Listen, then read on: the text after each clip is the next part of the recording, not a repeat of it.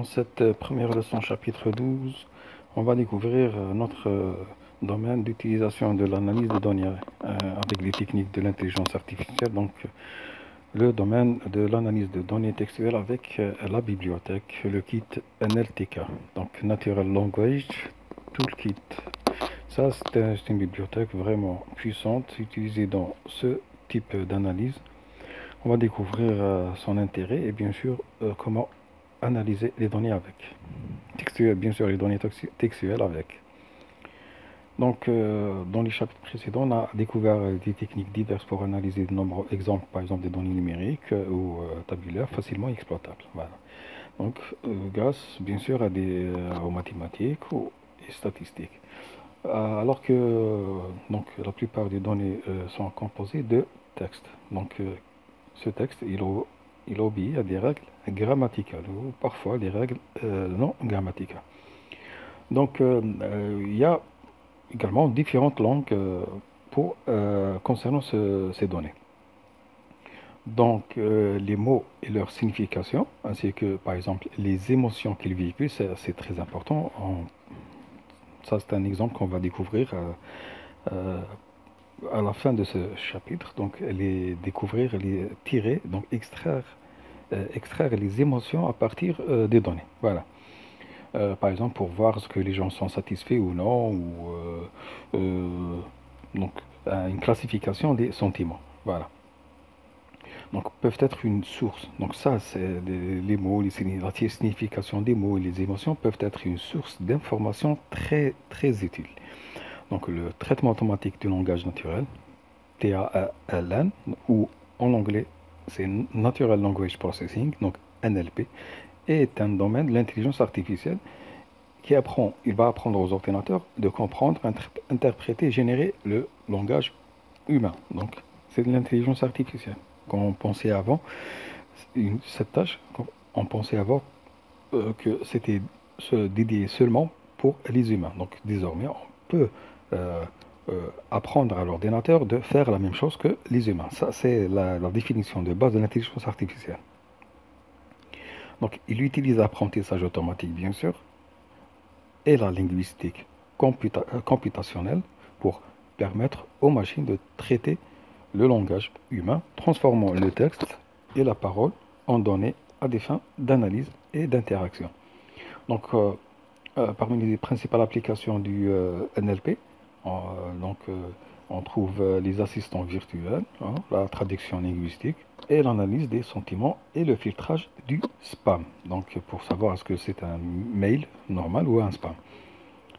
Donc, dans ce chapitre, on va découvrir certaines techniques d'analyse de texte, donc avec bien sûr la bibliothèque NLTK pour la recherche de mots, pour le filtrage, pour la suppression des données qu'on n'a pas besoin, pour ensuite découvrir le contexte et les synonymes des mots d'après leur contexte, bien sûr, etc. Donc, tout ça sont des techniques pour traiter les données. Donc, le traitement de données, il contient l'extraction, ensuite le nettoyage, la préparation, la manipulation, et bien sûr ensuite l'analyse avec on peut utiliser des techniques comme l'apprentissage automatique ou le deep learning. Donc, NLTK nous permet d'effectuer des opérations autrement complexes. Voilà. De plus, les sujets abordés vont nous aider à comprendre cet aspect important de l'analyse de données. Donc, ça va être un plus. Donc, n'oubliez pas, on est en train d'appliquer tout ce qu'on a vu dans cette longue formation, donc qui contient plusieurs chapitres.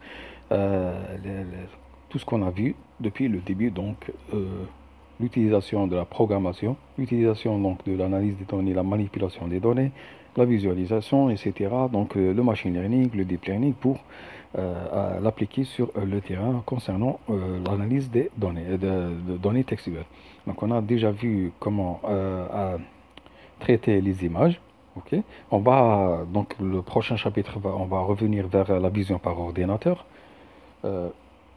Et également, donc, de ce côté-là, donc, on parle des données, donc, le langage naturel des humains. Donc, comment apprendre à l'ordinateur de faire la même chose que les humains concernant le langage naturel. Alors, bien sûr, aujourd'hui, c'est pas aujourd'hui, mais ça fait un certain temps, donc on parle du big data. Donc le big data, c'est l'immense quantité de données textuelles, numériques, photos, sons, images, etc. Grâce bien sûr et grâce à la 5G, donc on a pu avoir une grande quantité de données. Donc c'est ça le big data. Donc de nombreuses techniques d'analyse de texte ont été développées par nécessité. Voilà. En réalité, ce type de données est très difficile à analyser. Donc, contrairement aux données numériques, donc données textuelles, donc c'est un peu difficile à analyser, mais elles représentent également une source d'informations précieuse. Hein. On trouve ça donc dans l'énorme disponibilité des données, par exemple la littérature, les livres numériques, par exemple les articles publiés, les commentaires sur les réseaux sociaux, donc les pages web, le chat, les forums, les discussions, etc. Donc, les données qu'on trouve donc sont sous forme textuelle et non pas numérique. Donc c'est rare. Donc peuvent également être une excellente source de données. Donc c'est dommage d'ignorer ce type de données. Donc notamment pour comprendre le degré d'approbation ou de désapprobation d'un sujet par exemple particulier. Donc l'analyse de ces textes est donc devenue une source d'intérêt considérable et de nombreuses techniques ont été introduites. Donc c'est la nécessité de créer ces techniques pour analyser ce type de données. Créons une véritable discipline à part entière. Donc, on va découvrir ces techniques les plus importantes pour le pré-traitement, ensuite pour l'analyse de texte. Donc, le pré-traitement, c'est bien sûr, c'est par exemple la conversion des minuscules, tokenisation des mots et des phrases, donc division du texte. Suppression des signes et ponctuation, le nettoyage, suppression des mots vides. Donc, il y a des mots vides, par exemple, euh, les mots, par exemple, en anglais fort, it, have, ou en français, par exemple, être, mais, de, là. Donc, ça, ce sont des données qu'on aimerait bien les supprimer. On ne va pas ajouter un quelconque sens dans la donnée, dans le texte. Donc, on aimerait bien avoir juste les mots clairs, par exemple, pour classifier la vie, donc tirer les sentiments, donc extraire les sentiments du texte je ou il ou a ou en anglais fort, it ou have n'ont aucun sens, n'ont aucun intérêt pour connaître les sentiments de la personne qui écrit le texte. Donc on aimerait bien tirer des mots comme par exemple content, très content, beau, moche, répugnant, moyenne. Par exemple, peu satisfait. Donc, voilà. Donc, tout ça, ce sont des mots qui nous permettent de connaître le sentiment de la personne qui écrit le texte, le message. Donc, ça sont les mots qu'on aimerait bien extraire. Donc, on supprime le reste. Donc, la suppression des mots vides, donc les mots vides qui n'ont aucun intérêt pour donc, je, il, elle, par exemple, ça sont des mots vides. Donc, tous les cas, ça sont des données qu'on peut télécharger, un fichier, et avec le fichier, on va l'injecter dans le système, donc le modèle, pour ensuite extraire les sentiments. En tous les cas, on va voir ça après. Le stemming, bien sûr, la lemmatisation, ça sont des mots qui contiennent les mêmes lettres, par exemple. Euh, euh, la différence, c'est que le stemming euh, va donc extraire des mots qui n'ont aucun sens, mais la lemmatisation, donc, il va extraire des données, des mots qui restent, qui ont le même sens, donc qui ont un sens, voilà. Voilà, donc on va découvrir ça. Donc ça, c'est tout en ce qui concerne le pré-traitement. Maintenant, l'analyse de texte, c'est l'analyse de la distribution de fréquence des mots. Hein. Donc, euh, afficher combien le mot est répété. Ça, c'est très important. Reconnaissance des formes, le balisage, l'analyse des liens et des associations et analyse des sentiments. Donc ça, c'est l'analyse. Après, le pré-traitement. On va parler de la boîte à outils, donc le toolkit du langage naturel, NLTK. Donc avec Python, on utilise cette bibliothèque qui est très connue, elle est très populaire, elle est très utilisée actuellement. Cette bibliothèque regroupe de nombreux outils spécialisés dans le traitement et l'analyse de données textuelles. Donc ça va nous faciliter toutes les tâches de pré-traitement et d'analyse. Euh, Donc, au début, en 2001, c'était un outil de pédagogique, mais avec le temps, elle est devenue un outil vraiment professionnel, pour l'analyse de données textuelles. Cette bibliothèque NLTK, elle comprend bien sûr une vaste collection d'exemples de textes, ce qu'on appelle les corpus. Ça, c'est la même chose par exemple, TensorFlow avec le, le- le jeu de données MNIST, ou par exemple avec l'apprentissage automatique, avec par exemple le jeu de données de diabète ou iris, concernant les fleurs. Donc toujours, ça c'est pour apprendre et bien sûr entraîner nos modèles. Donc bien sûr, on doit installer cette bibliothèque sur notre ordinateur. Pour cela, soit on utilise cette commande pip install un LTK si on n'a pas, par exemple, Anaconda. Et si on a Anaconda, on va écrire conda install un LTK. Voilà. Maintenant, pour commencer à l'utiliser, bien sûr, on doit l'importer au début. Donc, on doit l'importer avec la commande import NLTK. Donc, je vais exécuter le code. Très bien. Maintenant, après l'importation, on doit télécharger une collection de données, donc le jeu de données qu'on va travailler avec pendant cette leçon et pour découvrir cette, cette bibliothèque NLTK.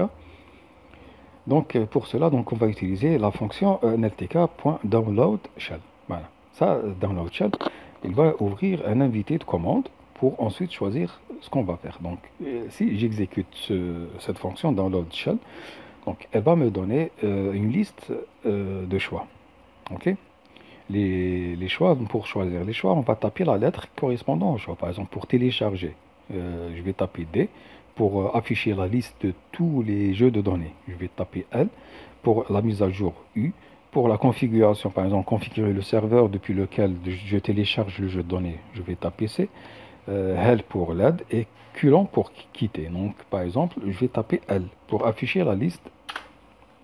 Très bien, et voici la liste. Donc la liste, elle va me donner la liste des jeux de données. Donc il y a plusieurs pour afficher la suite. Donc je vais appuyer sur Entrée jusqu'à atteindre la fin. Ok, voilà, voilà, jusqu'à atteindre la fin. Très bien. Donc vous voyez que c'est par ordre alphabétique T, U, V, W. Donc je suis presque à la fin. Donc très bien. À la fin, il va m'afficher encore une fois le choix, la liste de choix. Je vais par exemple utiliser un jeu de données pour notre leçon, pour les tests de cette leçon. Donc je vais taper par exemple D. Donc D pour download, télécharger. Ensuite, il va me demander d'entrer le nom du package. Donc le nom du package, c'est ça c'est le nom. Donc soit je vais entrer all pour télécharger tous les packages. Donc tous les exemples, tous les jeux de données, soit je vais mentionner un seul. Donc je vais par exemple mentionner Gutenberg. Gutenberg, c'est un jeu de données qui contient par exemple 25 000 livres numériques. Ensuite, je vais choisir un livre et travailler dessus. Donc, je vais taper Gutenberg.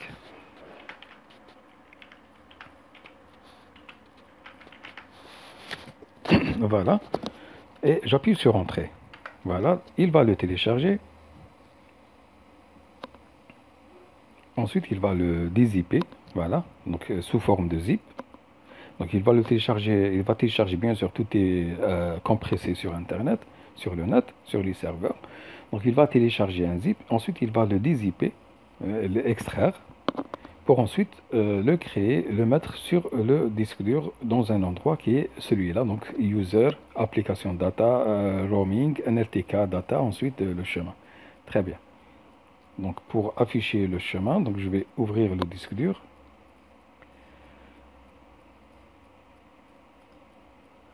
Voilà.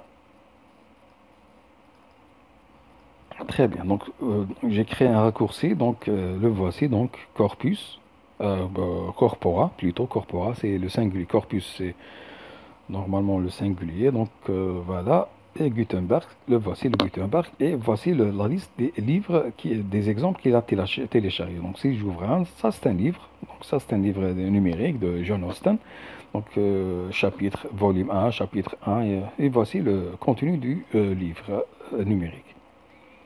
Très bien.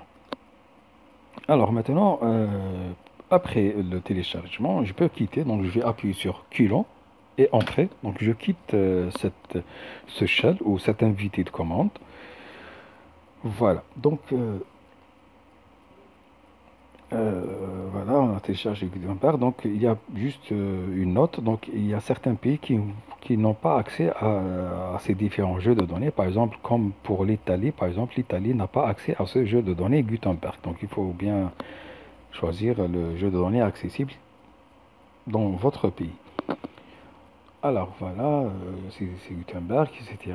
Voilà, une fois le paquet téléchargé, on peut utiliser une autre commande, bien sûr, pour télécharger directement le jeu de données sans ouvrir l'invité de commande. Cet invité de commande, qu'on a lancé avec Download Shell.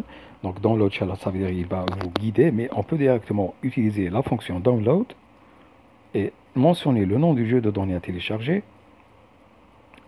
Voilà.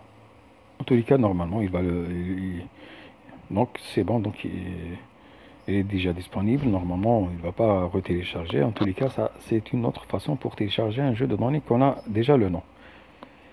Donc, une fois l'opération terminée, on va visualiser le contenu de ce dossier. Donc, là, on a visualisé avec l'interface graphique de Windows, mais on peut visualiser avec Python. Donc, qu'est-ce qu'on va faire? On va créer une variable qui contient donc c'est un objet NLTK, corpus Gutenberg. Donc tout simplement, il contient le jeu de données Gutenberg. Ensuite, on va afficher cette variable. Voilà. On va afficher la propriété field ou la méthode field. Donc la méthode field, ça veut dire file ID plutôt, désolé. La fonction file, la méthode file, la fonction file ID affiche le contenu du jeu de données Gutenberg qui est placé dans la variable GB. Donc, si j'exécute, donc vous avez une liste, qui contient tous les fichiers. Voilà, Austen EMA, Austen Persuasion, voilà, etc. jusqu'au dernier Widman Leaves. Voilà, désolé pour la prononciation. Voilà. Donc tout simplement, il affiche le contenu du dossier, ce dossier Gutenberg, qui se trouve sur le disque dur. Pour accéder à un seul livre parmi ces fichiers, on va utiliser la fonction toujours nltk.corpus.gutenberg, voilà, .worlds. Donc, ce qu'on va faire, on va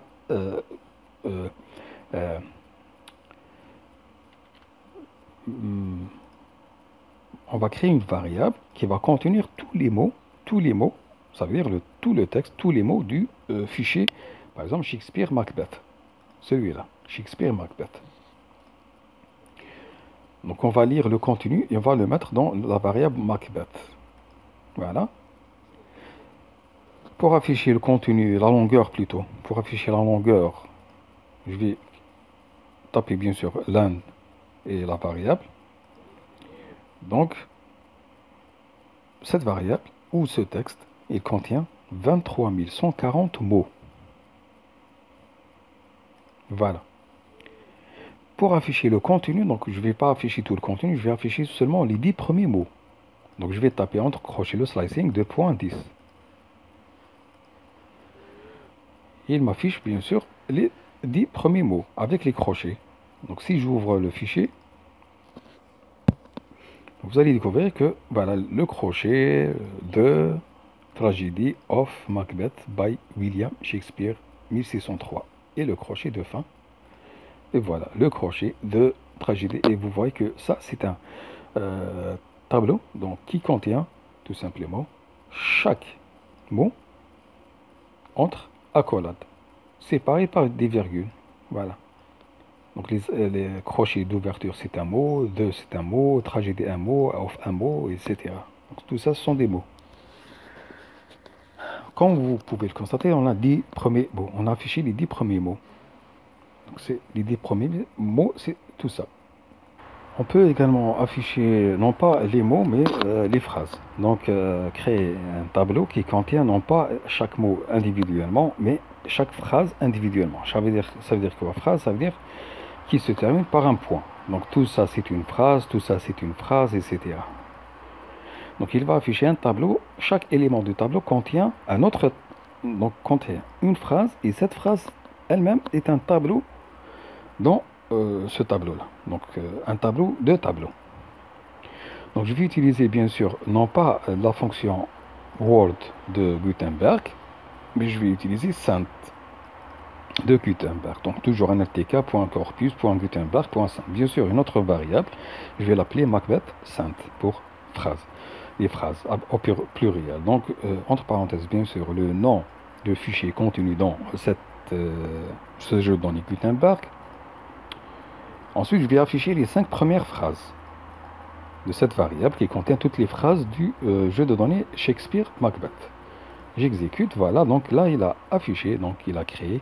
Vous voyez, donc c'est un tableau de dimension. Donc voici le premier tableau, le deuxième tableau, le troisième tableau, le quatrième tableau et le cinquième tableau. Donc j'ai mentionné 5 premières phrases. Chaque tableau, donc chaque liste est une phrase. Donc tout ça c'est une phrase. Voilà. Et chaque tableau contient plusieurs éléments à l'intérieur. Donc on va utiliser une autre fonction de NLTK, c'est la recherche de mots. Donc pour la recherche de mots, c'est simple. On va utiliser une fonction qui est concordance. La fonction concordance de NLTK qui va nous permettre d'afficher, rechercher toutes les occurrences d'un mot passé en argument dans un corpus. Mais il faut d'abord créer une variable. Donc il faut créer une variable. Cette variable doit être un objet texte de la bibliothèque, notre bibliothèque NLTK, pour ensuite faire la recherche. Ok. Donc on va prendre notre variable Macbeth, cette variable qui contient tous les mots de notre jeu de données Shakespeare Macbeth de Gutenberg. Elle va prendre cette variable qui contient les mots et elle va le convertir en un objet texte. Donc grâce à la commande nltk.text, le T majuscule, entre parenthèses Macbeth. Donc là, on a converti cette liste de mots en un objet texte. Ok. On va le mettre dans une variable texte. Ensuite, on va prendre cette variable texte, qui est un objet texte de NLTK, et on va utiliser la fonction concordance, et entre parenthèses, on va taper le mot recherché. Donc, bien sûr, la première fois, ça va prendre un certain temps, tout simplement. Pourquoi? Parce qu'elle va chercher tout ce fichier-là, sur le mot stage, dans tout ce contenu. Voilà, vous voyez la longueur. Donc, la première fois, elle va indexer chaque mot à la recherche de stage. Donc elle va prendre un certain temps, mais les prochaines fois que vous allez lancer une recherche, ça va être rapide. Pourquoi? Parce que déjà le fichier a été indexé par cette fonction concordance. Donc la prochaine fois, ça va être très rapide pour afficher les recherches, les résultats de recherche. Donc on va exécuter voilà, très bien. Donc là, elle m'a donné 3 occurrences. Donc les 3 occurrences, c'est ces occurrences-là. On a stage, stage et stage. Donc il vous donne tout un contexte. Donc non pas seulement le mot, mais ce qui le précède et ce qui le suivent. Ok. Stage, stage, stage. Alors, une autre méthode de recherche, c'est l'utilisation de la fonction common text. Donc cette recherche, il s'agit d'un mot précédent pour afficher le mot précédent et suivant du mot stage. Donc normalement, le mot qui précède et qui suivent, c'est ça. C'est the, point, bloody, 2 points, the, virgule. Donc je vais exécuter donc toujours sur l'objet texte NLTK qu'on a créé, common-8 contexte, hein, c'est pas désolé texte, c'est contexte, ça veut dire ce qui entoure le mot. Donc avant et après, donc bien sûr le mot à faire passer dans une liste et j'exécute. Donc il me donne 3, donc the. Ce tiré de 8, ça veut dire le mot stage. Donc, the, il a remplacé stage par tiré de 8 et point. Ce point-là. Voilà, c'est ce point-là. Ensuite, bloody, 2 points. Ensuite, 2, virgule. Voilà. Maintenant, qu'est-ce qu'on va faire? On va rechercher tous les mots ayant le même contexte que le mot recherché. Donc, ça veut dire quoi? Ça veut dire, on va chercher, on appelle ça le concept de synonyme. Synonyme, ça ne veut pas dire synonyme, ça veut dire l'équivalent donc, grammatique donc, dans la langue. Non, synonyme, par synonyme, je veux dire le contexte, le même contexte. Ça veut dire quoi le même contexte? Ça veut dire que tous les mots, donc par exemple pour le mot stage, donc tous les mots qui sont précédés par de et qui sont suivis par point ou précédés par bloody et suivis par deux points et précédés par deux et suivis par virgule. Donc il va chercher tous ces mots-là qui ont le même contexte que stage. C'est ça les synonymes. Donc, pour cela, on va utiliser la fonction similar. Bien sûr, elle va faire quoi? Donc, comme je vous ai déjà expliqué, par exemple, pour le mot stage, par exemple, si vous trouvez, par exemple, par exemple, hein, on the stage with, donc les mots de contexte sont the et with. Donc, the précède stage et with qui le suit. Alors, ensuite, qu'est-ce qu'il va faire? Il va rechercher tous les mots hein, entourés par the et with. Et enfin, il va afficher cette liste de mots. Il va les trier par degré de similitude contextuelle avec stage. Donc, je vais appliquer avec, bien sûr, la fonction similar appliquée sur l'objet texte, NLTK. Et je vais taper le mot. Il a trouvé day. Le mot day, normalement, il est précédé par soit the, point ou bloody, de point ou de virgule.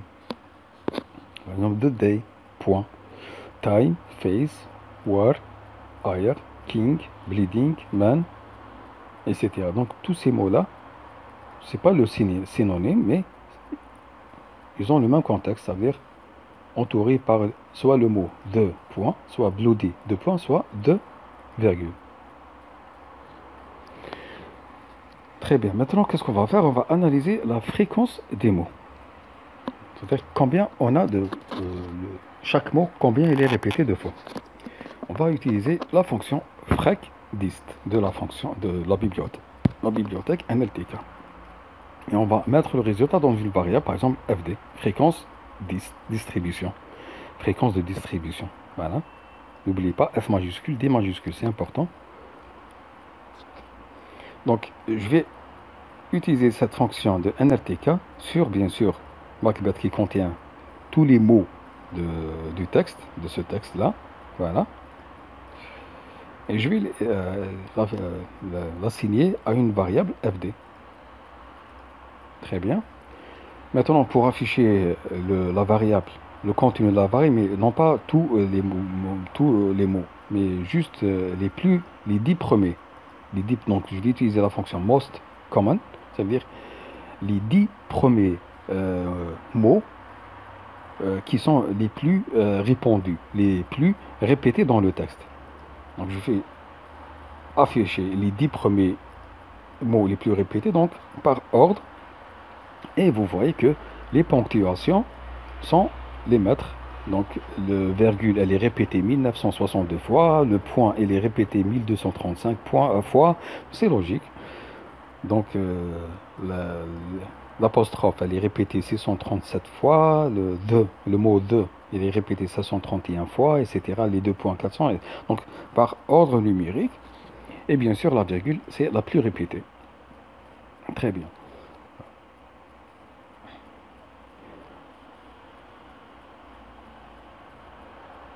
Donc, d'après le résultat, donc on a les ponctuations,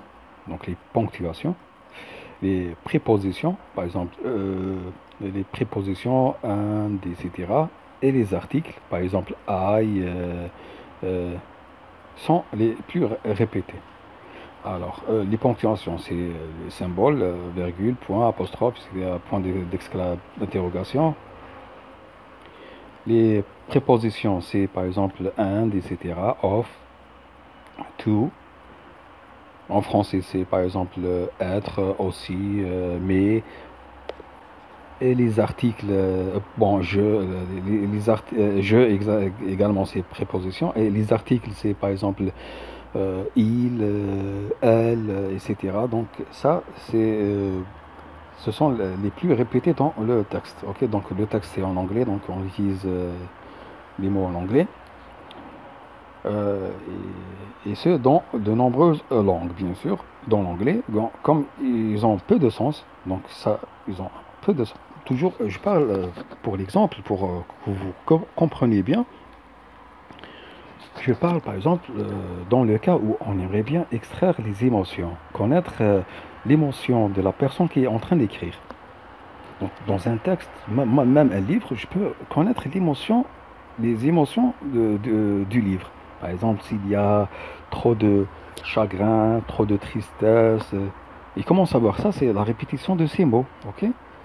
Donc, je peux dire que c'est un mot, c'est un livre qui parle de tristesse, etc. Donc, voilà. Ou de bonheur, ou, voilà. Ou pragmatique, donc il n'y a pas de sens, il n'y a pas d'émotion.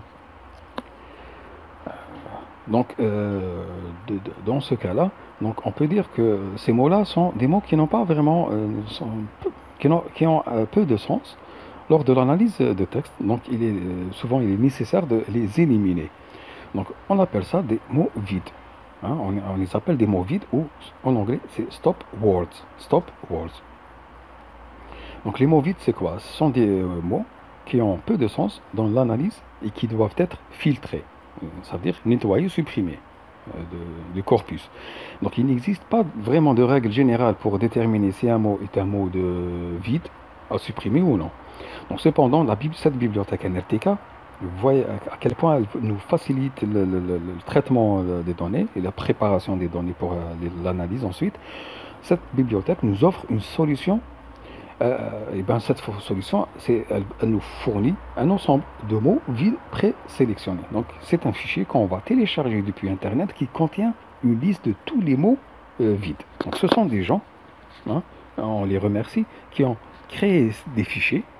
Et ces fichiers, ils contiennent une liste de tous les mots jusqu'à aujourd'hui qui les ont considérés comme des mots vides. Donc ça, c'est l'expérience de ces gens-là. Et bien sûr, ce sont des gens qui ont déjà fait ce travail avant nous, donc ils nous ont laissé leur vraiment leur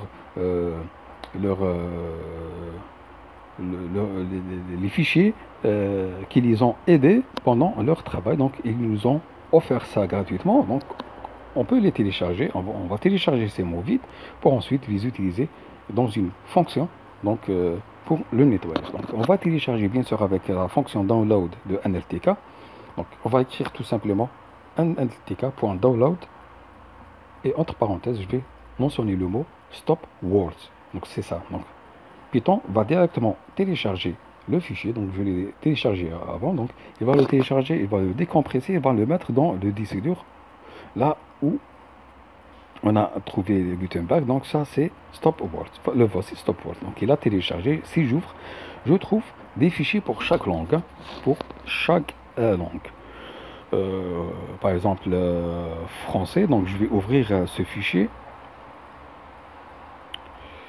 Donc vous allez trouver O majeur pluriel avec ce, c'est, dans, de, des, du, elle. Donc ça c'est des mots des mots qui ont été considérés comme des mots vides, hein, et en, il pluriel, je, là, etc. Donc il y a plein de mots, voilà, l'alphabet, T, S, été, donc vous voyez, donc toute une liste qui contient, donc, us, voilà, voilà. Très bien, donc en tous les cas, c'est bien de, à chaque fois, télécharger d'exécuter cette commande à chaque fois que vous allez réaliser un projet pour avoir une liste mise à jour. Donc à chaque fois, ils vont ajouter ça. Hein. Alors, une fois le fichier, la liste des mots vides téléchargée, on va l'utiliser bien sûr pour faire le nettoyage. Ça veut dire supprimer tout le reste, tous ces mots vides de notre corpus et avoir un corpus prêt à l'analyse. Donc, pour cela, on va créer une variable. une variable. Cette variable, elle contient quoi? Elle contient un ensemble. Donc 7, lorsque j'utilise 7, bon, 7, ça n'a rien à voir avec la bibliothèque NLTK. 7, c'est une méthode, c'est une fonction de Python. Cette fonction, elle nous permet de créer, à partir par exemple d'une liste ou d'un tableau, hein, de créer un ensemble. Un ensemble, c'est tout simplement, c'est comme une liste, mais elle va supprimer les doublons. Ça, c'est de 1. Elle n'est pas ordonnée, donc elle va pas prendre, elle va pas faire une sorte de sorte, la fonction sorte pour ordonner, pour trier. Enfin, elle va pas faire un tri, elle va seulement créer une liste de mots. Elle va supprimer les doublons. Mais c'est quoi l'avantage? Son avantage, tout simplement, elle est utile pour un traitement rapide pendant la recherche ou le nettoyage, dans notre cas, le nettoyage de notre corpus. Donc, c'est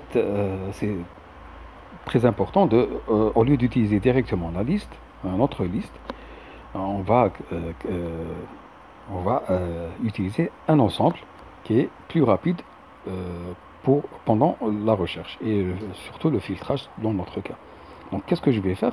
Je vais créer un ensemble de quoi? Un ensemble des mots de stop word. Voilà, donc je vais mettre tout cet ensemble dans la variable SW. Donc, je vais utiliser 7. 7, c'est pour, bien sûr, convertir la liste en un ensemble. Et entre parenthèses, je vais créer la liste. La liste, c'est quoi? C'est tout simplement une liste de stop words. Donc, je vais écrire NLTK corpus.stopwords.word. Donc, je vais créer une liste qui contient tous les mots. Voilà, par exemple, anglais. Là, j'ai choisi English. Pourquoi English? Parce que le texte, le corpus, c'est en anglais. English, c'est ça. Donc, voilà. Voilà. Donc, normalement, je vais avoir une liste qui contient ces mots.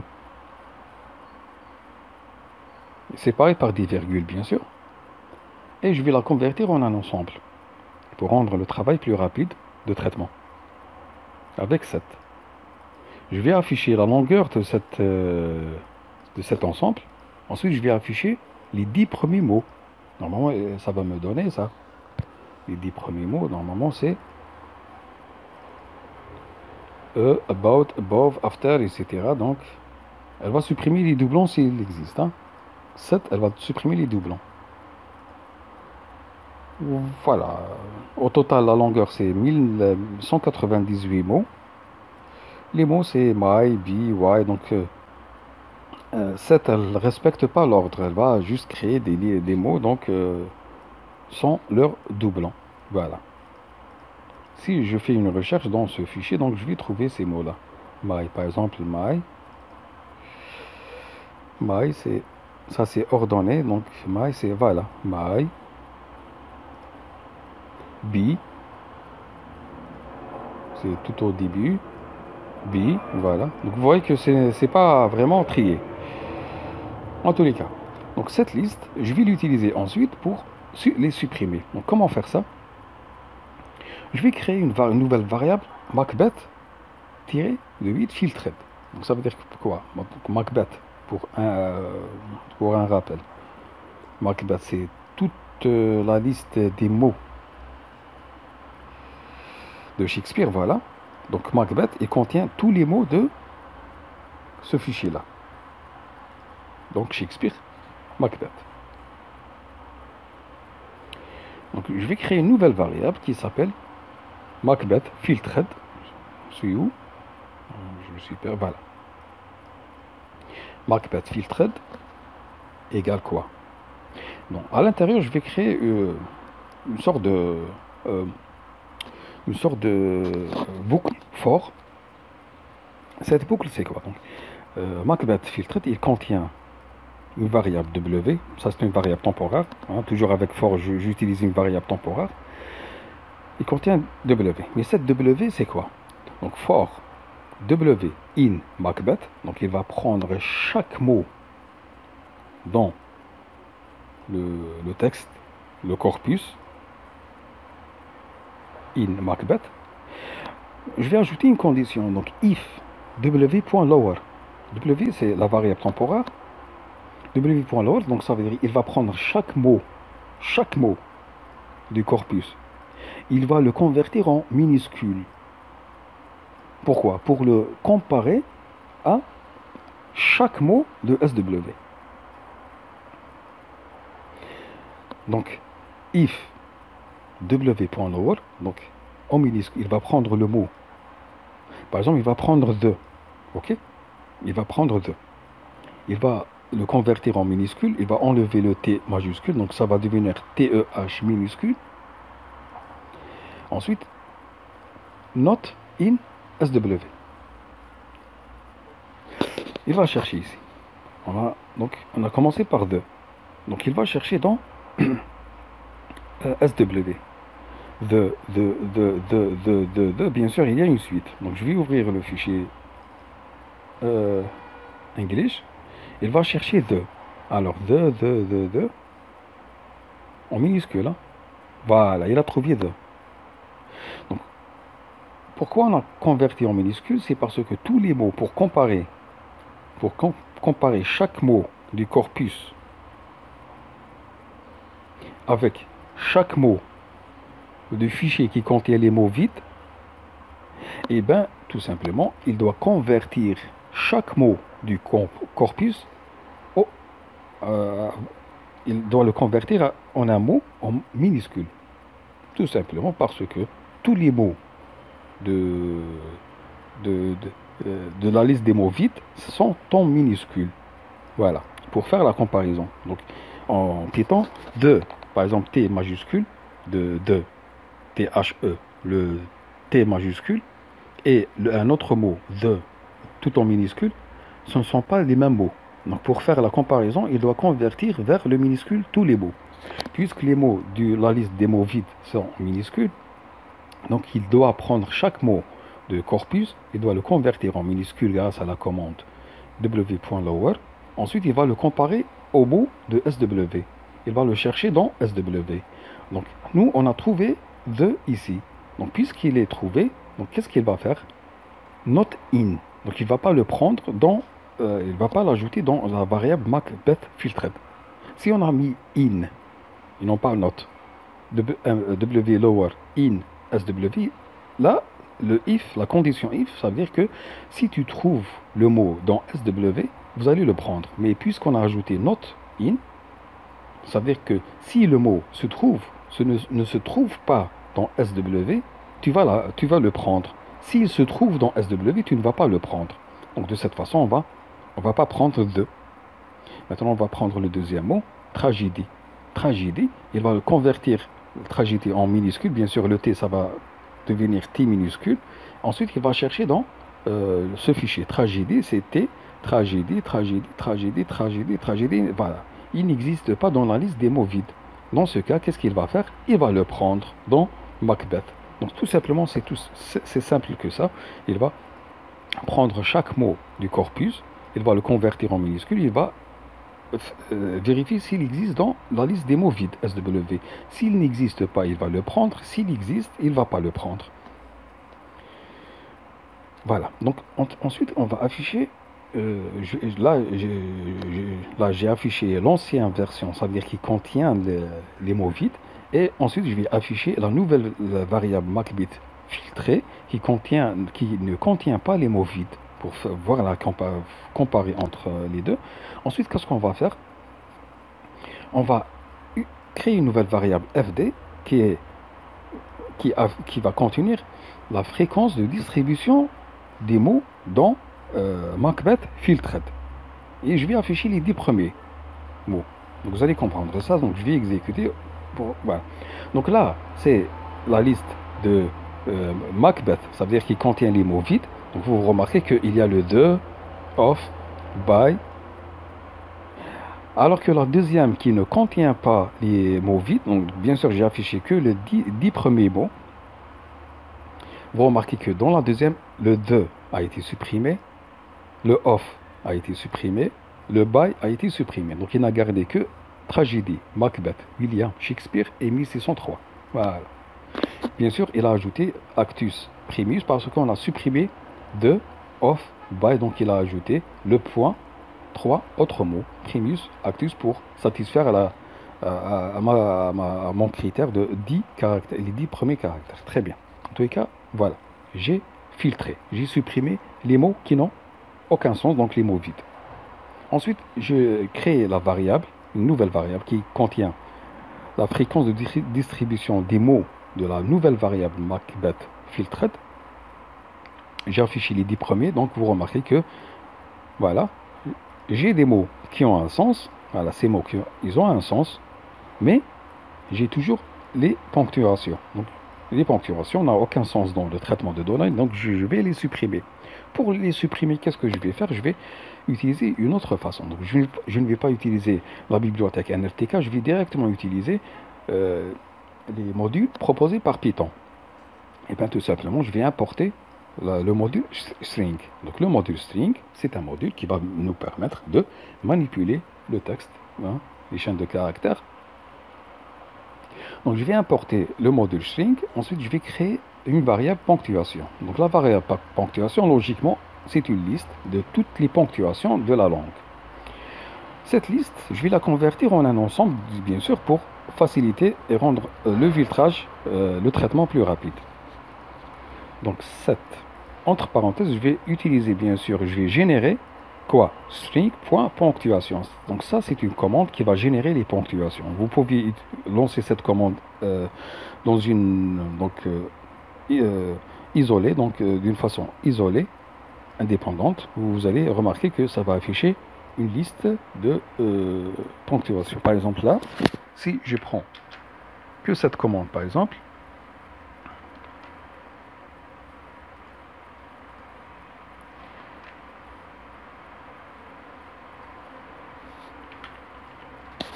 donc je vais lancer individuellement, donc je vais importer la module string, je vais lancer, donc créer toutes les ponctuations du texte.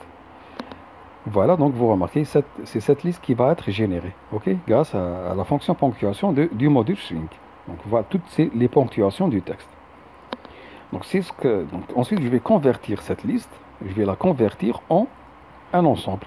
Voilà, pour rendre le traitement plus rapide. Elle va supprimer les doublons.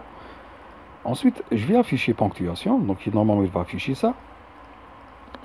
Voilà, pour voir. Ensuite, qu'est-ce que je vais faire? Je vais commencer le filtrage. Le filtrage, ça consiste en quoi? Donc, je vais créer une troisième variable. Je vais l'appeler Macbeth filtred 2. Donc, le Macbeth filtred 1, elle contient le corpus sans les mots vides. Et Macbeth filtred 2, il contient le corpus sans les mots vides et sans les signes de ponctuation. Donc, il va contenir quoi? Il va contenir W, donc chaque mot du corpus en majuscule, Mais comment il va avoir le W? Comment il va extraire le W? Dans une boucle for. Donc, for W in Macbeth, donc Macbeth le premier, et non pas le Macbeth filtred, donc ça veut dire qu'il contient tous les mots. Il va choisir ceux qui ne se trouvent pas dans la liste des mots vides, donc not in SW. Bien sûr, pour la comparaison, il va convertir chaque mot du corpus en minuscule pour ensuite comparer, donc faire la recherche dans SW. S'il ne se trouve pas dans SW, il va le prendre. S'il se trouve dans SW, il ne va pas le prendre grâce à la note. And W lower not in ponctuation. Voilà. Donc ce W, il ne doit pas exister ni dans la liste des mots vides, ni dans la liste des ponctuations. Donc il va prendre que les mots. Donc il va commencer par 2. Par exemple ici 2, il va convertir en minuscule, il va la rechercher dans English, donc s'il la trouve dans cette liste des mots vides, il ne va pas la prendre. S'il ne la trouve pas, il va la prendre. Par exemple, ce point.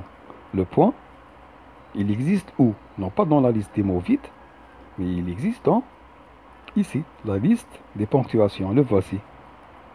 Donc, il ne va pas le prendre. S'il prend par exemple le mot tragédie, il n'existe pas ici, il n'existe pas dans la liste des mots vides, et il n'existe pas dans la liste des ponctuations. l'ensemble des ponctuations plutôt. Donc il va le prendre. La même chose avec le reste. Alors, j'exécute ce code. Donc là, qu'est-ce qu'il a fait? Il a affiché bien sûr l'ensemble des ponctuations. Grâce à print ponctuation, voilà. L'ensemble, c'est ça. C'est cette liste qui est convertie en un ensemble avec suppression des doublons. Il a créé cette variable. Donc je vais afficher la variable. On peut maintenant calculer la distribution de fréquence des mots et afficher ensuite les mots répétés dans la liste. Donc je vais créer toujours une variable fd qui contient la fréquence de distribution, de répétition des mots. Donc Macbeth filtred 2 et non pas Macbeth filtred 1 ou Macbeth seulement. Donc dans la nouvelle variable, donc normalement cette nouvelle variable, elle contient tous les mots qui ne sont pas des mots vides et qui ne sont pas des ponctuations.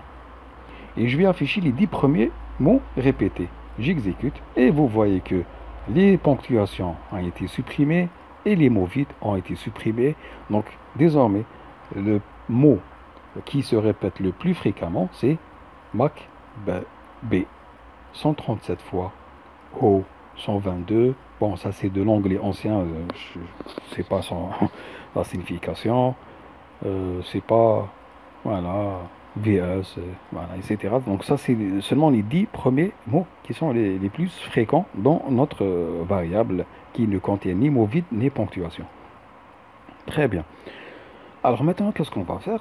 On va sélectionner des mots dans un contexte. Donc une autre forme de traitement et d'analyse de données consiste bien sûr à sélectionner des mots contenus dans un texte en fonction de caractéristiques particulières. Bon, je vais vous donner un exemple. Par exemple, on est intéressé par l'extraction de mots en fonction de leur longueur. Voilà. Donc pour cela, je vais utiliser une fonction. Cette fonction, c'est tout simplement une condition que je vais utiliser dans une boucle for pour afficher, extraire les mots qui sont une longueur supérieure à une valeur que je vais mentionner. Ensuite, je vais trier cette liste pour afficher de plus long vers le plus court. Bien sûr, tout en respectant la longueur, la règle de la critère de la longueur minimale. Pour cela, je vais utiliser par exemple une variable longWord égale une liste. Donc ça va être une liste. Cette liste contient bien sûr une boucle for et une condition comme on a déjà fait avant. Donc W et cette variable temporaire. C'est une boucle for w in Macbeth, donc le premier qui contient toutes les données, if la condition, la longueur du mot est supérieure à 12. Très bien. Ensuite, qu'est-ce que je vais faire? Je vais trier cette liste. C'est une liste. Je vais trier cette liste. Et voilà, donc, il m'affiche tous les mots qui ont une longueur minimale supérieure à 12. Bien sûr, d'après la taille maximale. Donc, plutôt, non, désolé, sorted, c'est pas d'après la taille, donc c'est d'après l'ordre alphabétique, A, C, D, G, etc. Donc, on a 11 mots. Donc, un autre exemple, par exemple, consiste à rechercher tous les mots contenant une certaine séquence de caractères, hein, qui contient une suite de caractères. Par exemple, je vais afficher tous les mots qui contiennent cette suite de caractères dans l'ordre I, O, U, S. Ok? Donc, on va modifier notre condition. Par exemple, je vais créer une variable iosWord égale toujours une liste qui contient une boucle for avec une condition. Cette condition, ça va être donc W for W in Macbeth if ios in W. Voilà. Si cette suite est dans W. Ok? Donc, si elle existe dans W qui est c'est chaque mot de Macbeth, si ce mot contient cette suite, soit au début, au milieu ou à la fin, il va la prendre. Donc, je vais la convertir vers un ensemble, bien sûr, avec 7, et je vais trier par ordre alphabétique. Voilà, donc, Oaricios, Gracios, Industrios, etc. Voilà, ces mots. Voilà, donc en tous les cas, ça c'est la liste résultat. Très bien. Bien sûr, voilà, pourquoi on a utilisé ça, c'est pour supprimer les doublons, pour avoir une liste qui contient chaque mot, donc une seule occurrence de chaque mot. Très bien. Donc, les exemples qu'on a vus, donc ça va être un bon point de départ pour montrer le potentiel de cet outil, donc l'analytica, et la facilité avec laquelle vous pouvez filtrer les mots. Donc, la prochaine séance, on va découvrir, la deuxième partie, on va commencer à découvrir d'autres façons de traiter les données et commencer l'analyse, bien sûr.